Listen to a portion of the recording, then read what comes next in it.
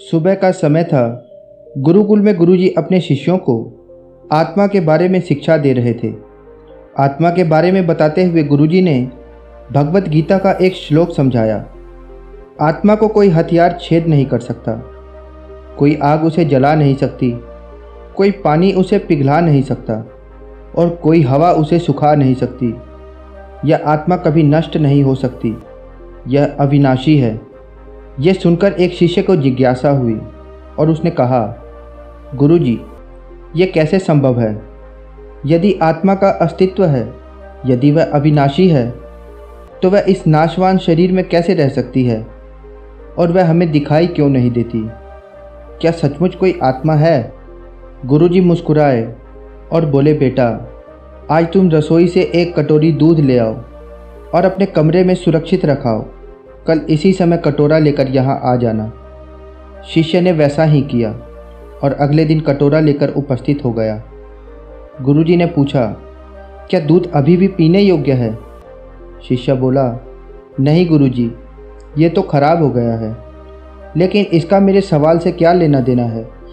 गुरु ने शिष्य को टोकते हुए कहा, आज तुम रसोई में जाकर एक कटोरी दही अपने कमरे में ले जाना और कल इसी समय अपने साथ यहीं ले आना। अगले दिन शिष्य दही का कटोरा लेकर आया। गुरुजी ने पूछा, क्या दही अभी भी खाने योग्य है?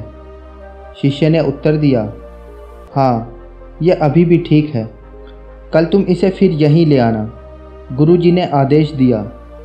अगले दिन जब गुरु ने शिष्य से दही के बारे में पूछा तो उसने बताया कि दही खट्टा हो गया है और खाने योग्य नहीं है। गुरुजी ने कटोरा एक तरफ रख दिया और बोले, आज तुम रसोई से एक कटोरा घी ले आओ और जब यह खराब हो जाए तो वापस ले आना। जैसे जैसे दिन बीतते गए, घी खराब नहीं हुआ और शिष्य प्रतिदिन खाली हाथ गुरु के सामने उपस्थित होता था। फिर एक दिन शिष्य ने गुरु से पूछ ही लिया, गुरुजी, मैंने कई दिन पहले आपसे एक प्रश्न पूछा था कि यदि आत्मा का अस्तित्व है और वह अविनाशी है, तो वह इस नाशवान शरीर में कैसे रहती है और हमें दिखाई क्यों नहीं देती? क्या सचमुच में कोई आत्मा है? लेकिन इसका उत्तर देने के बजाय आपने मुझे दूध, दही और घी में उलझा दिया। इस बार गुरुजी गंभीर हो गए और बोले, मैं यह सब तुम्हारे प्रश्नों का उत्तर देने के लिए कर रहा था।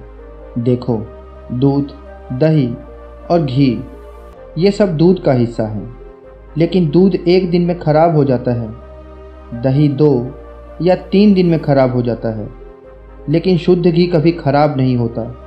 इसी प्रकार आत्मा भी इस नाशवान शरीर में होते हुए भी ऐसी स्थिति में है कि वह कभी नष्ट नहीं हो सकती। ठीक है गुरुजी, मान लीजिए कि आत्मा अविनाशी है, लेकिन हम घी को देख सकते हैं, परंतु हम आत्मा को नहीं देख सकते, शिष्य ने कहा। गुरु ने उत्तर दिया, घी देखने के लिए सबसे पहले आपको दूध में थोड़ा दही डालना होगा और इसे दही में बदलना होगा। फिर दही को मथना होगा और इसे मक्खन में परिवर्तित करना होगा। फिर जब मक्खन को सही तापमान पर घंटों तक पिघलाया जाएगा तो ये तैयार हो जाएगा और घी बन जाएगा। उसी प्रकार प्रत्येक मनुष्य को आत्मा का दर्शन या आत्म साक्षात्कार हो सकता है, लेकिन उसके लिए सबसे पहले इस दूध रूपी शरीर को भजन द्वारा शुद्ध करना होगा। फिर इस शरीर को कर्म द्वारा गरीबों और पीड़ितों की सेवा में मथना होगा। फिर इसे वर्षों की साधना और तपस्या की अग्नि में तपाना होगा, तभी आत्म साक्षात्कार संभव है। शिष्य को गुरु की बात अच्छी तरह समझ आ गई थी। आज उसकी जिज्ञासा भी शांत हो गई थी। उसने गुरु के चरण स्पर्श किए और आत्म साक्षात्कार के मार्ग पर चल पड़ा। दोस्तों, ये कहानी आपको कैसी लगी? कृपया नीचे कमेंट बॉक्स में ज़रूर बताएं।